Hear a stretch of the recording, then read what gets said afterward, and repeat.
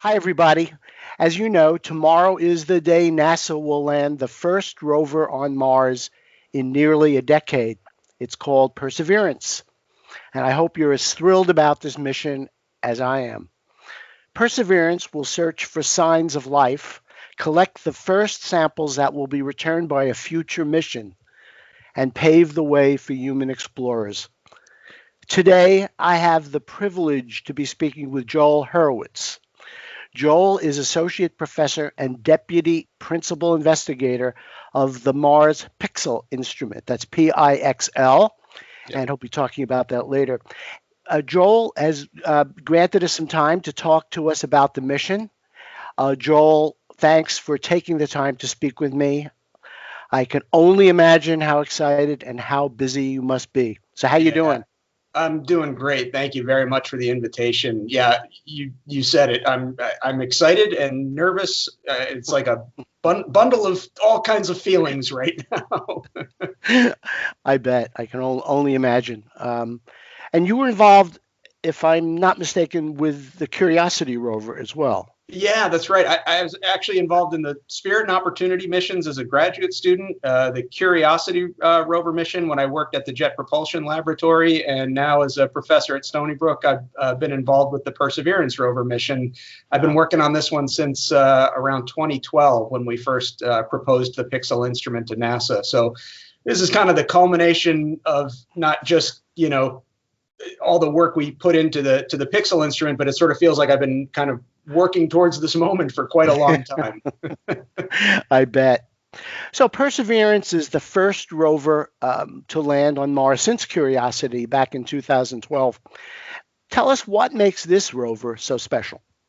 Yeah, so the thing about this rover is you might look at it and think it looks a lot like the Curiosity rover, and that's kind of by design. It's the same basic platform and chassis to kind of keep the big parts of it like almost like a rebuild, which sort of makes the engineering a little bit easier. But it's actually packed with a whole bunch of new sort of technological upgrades. They include things like beefier wheels to keep the wheels healthy as we're driving over rough terrain.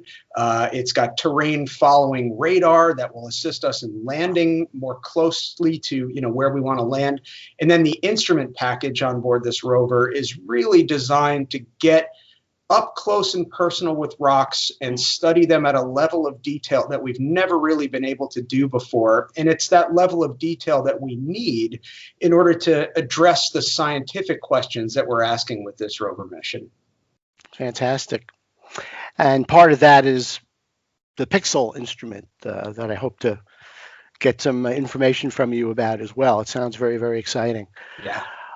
So Perseverance is going to be landing in a very unique place. It's going to be landing in a lake bed, an ancient lake bed called Jezero Crater. What will the rover be studying there?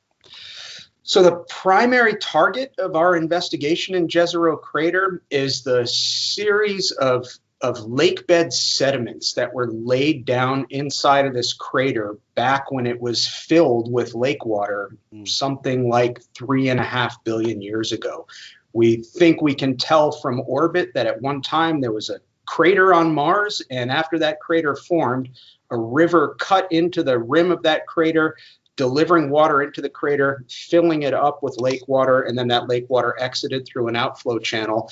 And the sort of cool thing that happens when you've got a lake is you're delivering layer upon layer of sediment into that lake, and it's building up a stack inside of the lake bottom. And then when the lake water dried up, it left that record behind. Yeah. And each one of those layers is kind of a snapshot of the Martian environment at the time that those layers of sediment were laid down. So we get to learn something about what the environment on Mars was like 3.5 billion years ago. And we can also interrogate those rocks to learn something about whether or not they hold fossilized clues about whether Mars once had life on it at one time. Tantalizing. Yes. To say the least. So I understand that landing in Jezero is particularly tricky. What's going to be going on through your mind during the landing? Oh, I'm going to be just sort of, I'm going to be online with a bunch of, my colleagues that I've been working with on the PIXL team since, 2012.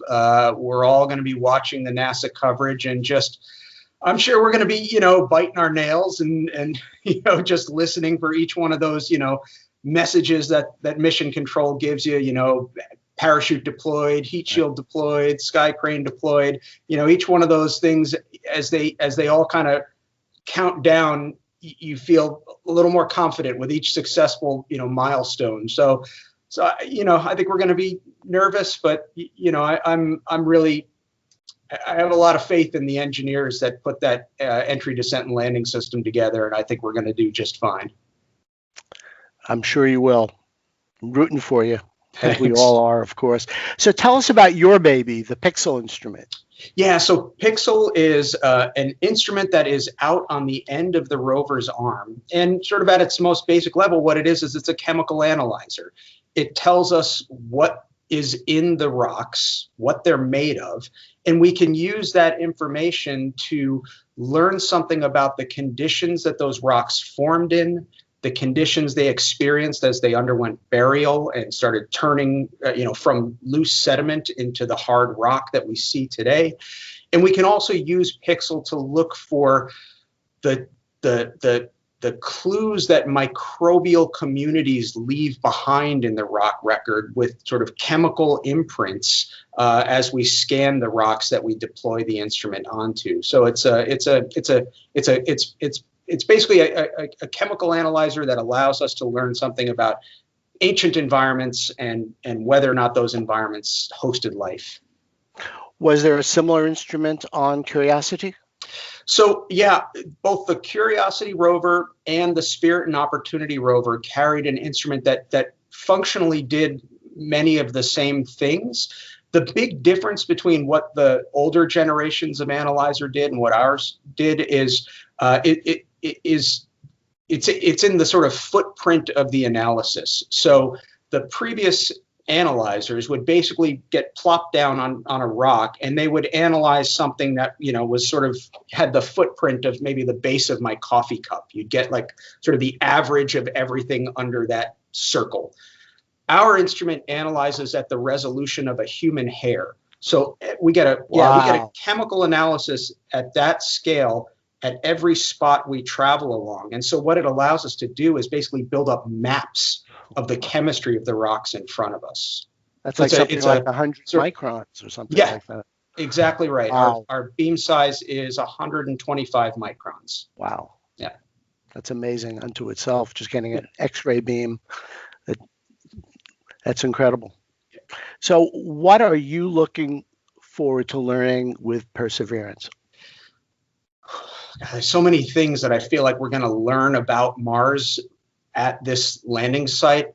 My own personal sort of research interests really are in like paleo-environmental reconstruction. What was the chemistry of the lake water like when those sediments were being formed? Was the environment around that crater, warm with water flowing all over the place, or was it a relatively cold environment where the crater rim had snow and ice and that was sort of flowing down and when it melted into the crater? Those are the kinds of things that I'm sort of motivated by, is just sort of reconstructing the ancient environment on Mars.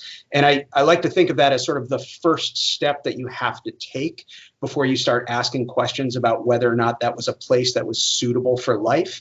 So I kind of think of what I do as sort of setting the stage for those more astrobiological investigations. And so I'm just excited to start reading that record and doing that reconstruction. I can imagine. Wow, it's so exciting. So you're going to hear what Mars sounds like with Perseverance. I understand there's actually a microphone on Perseverance. Yeah, that's right. Wow. It's really cool. It's almost kind of hard to believe that we've never done that before, but it's all these missions that we've worked on over the years, we get this great like visual impression of Mars. You see the pictures, you see the panoramas, but you never have the sort of audio signals, right? And so it'll just be kind of neat to look at an image and hear the wind sort of blowing across that Right. scene. Wow. Exciting. Add that other dimension of sense, you know. Right. Oh, I think that will definitely add a lot of excitement and a Yep, lot of color, if you will, to absolutely. the images. That's fantastic. Wonder what we'll hear. I'm guessing it'll be a combination of wind and rover motor sounds will probably Motor be sound. the things that we hear. If we hear something other than that, I'll be I think we'll be surprised. I think the other cool thing we'll get to hear actually is so you may be aware up on the mast of the rover, there's a laser. Yeah. It's the SuperCam instrument, and it fires lasers at the rocks around the rover. And from the plasma, the light that is generated from that laser, it can say something about the chemistry of those rocks. And when it pulses its laser, we can actually hear it with the microphone. So we'll hear this little snapping cool sound. Very, very, very cool. It's very So Star Wars. a lot of folks are very excited about the first helicopter on Mars. I guess you call it a helicopter, or isn't it? Yeah, it's a rotorcraft, I guess. Rotorcraft. Yeah. Yeah, and it's called Ingenuity. Yep. Tell us about that? Yeah, so Ingenuity is a tech demonstration. So we're carrying this rotorcraft along with us. It's going to spend some time early in the mission testing out the concept of powered flight on the surface of another planet. This is something that has never been done before. It's kind of a Wright brothers moment. And so we're going to actually get to sit and you know, sort of one of the first things we need to do after we land is find a suitable landing pad for the helicopter where it can fly around and sort of come back safely. And it's really kind of a Pathfinder tech demonstration to show that we can control a rotorcraft on the surface of Mars or on the surface of another planet in the solar system and get useful information back from it.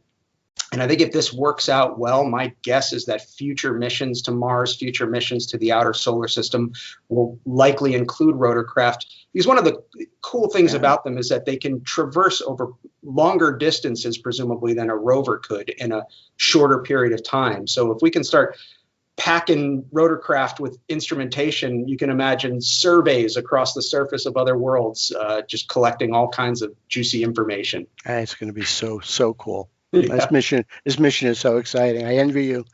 So how does this, speaking of the next mission, the future missions, how does the Perseverance mission set the stage for future Mars missions?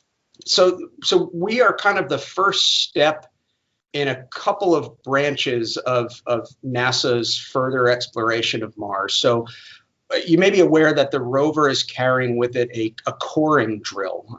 This drill, once we've selected the samples that we think are worthy of return to Earth, will be deployed on rocks. We will collect cores of sample that are about the size of a piece of chalkboard chalk, and they'll be sealed up inside of tubes that are hermetically sealed.